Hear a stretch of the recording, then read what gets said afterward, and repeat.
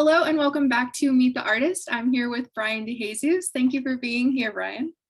Thanks for having me. So can you tell me a little bit about yourself and your background as an artist? Uh, well, I play electric bass and I play upright bass, and I play in a wide variety of musical groups all across Buffalo and beyond. And you are currently at Buffalo Stringworks. Can you tell me a little about how that came about to be and how you started working there? Oh yeah, well, kind of what Buffalo Stringworks does is kind of how I learned how to play music. I learned how to play music at a community center, and it was a group um, music lesson, and it was free. We just had to bring an instrument, and so when I saw what what Buffalo Stringworks was doing, I thought, well, that was a lot like how I learned, and they're in the same neighborhood. And so I reached out and I said, hey, I'd like to help in any way. So before the pandemic, I was going to be a substitute there, and then after the pandemic, the bass teacher there changed jobs and they were looking for a new teacher. So I said I would be glad to help. So I'm grateful that they have me there now, and I get to spread music around. Awesome, yeah.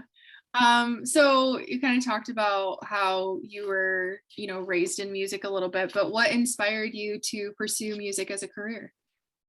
Well, I like to think that just seeing bands play and that might have been it, but for me, I really knew when I had my first lesson and when I first touched the instrument, I knew I would be playing this thing for like my whole life.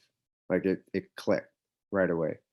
But um but as a career, I wanted to be a history teacher is what I wanted to do. And I went to college for that, and I was just miserable. Not playing music just didn't make sense. So I went to Fredonia for one semester, and I saw how hard all these music students were working at their thing, and I was thinking I can work just as hard as they can and be better than them in a way, or at least be able to play with them. And after that, I went to Villa Maria College, and now I'm playing a bunch. So Yeah, that's awesome. Um, so we're kind of coming out of COVID, but obviously, music is a very public event, and usually we like to share it with other people. So how did that impact your ability to sort of share your work, and how are you coming out of it now? oh well, put the brakes on a lot of things for a lot of groups and what we were doing. Uh, it allowed me to focus on other aspects of my life and not be so worried about the next gig or something like that, uh, and just see what's the important things in music than just trying to make money, because I think we can all easily get caught up in this thing where it's like it's something we love to do, but it can't be like something that sucks the life out of us too.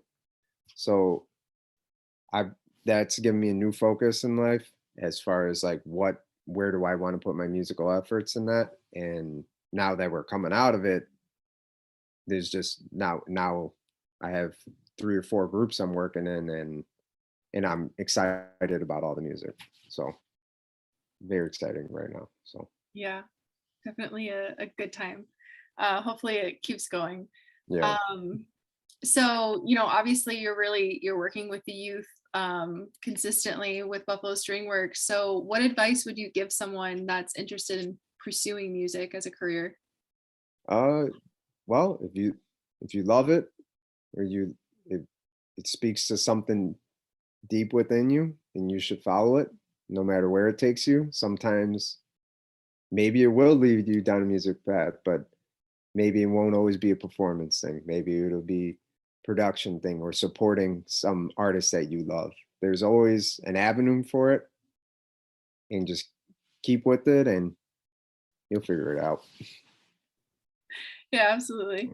Um, we're an arts and education non-for-profit. So what kind of value would you say arts and education have when you're thinking about music? Oh, big, big. I mean, some the uh, first musical experiences I had was in school. Like I remember, like and maybe some of it was young audiences, people like coming in because I remember there was like this guitar duo that came into our school and they like sang songs and they like put the guitar behind their back and like did all this cool stuff and we were like, oh my god. And then like African drumming come into our school and we all learned the dances and rhythms. I still remember these rhythms from when I was like in the first grade. I could still play them.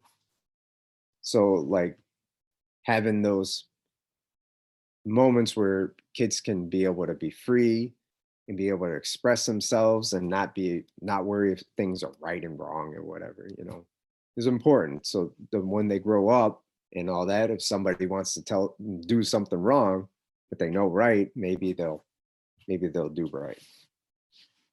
Yeah, that was a really good way to put it.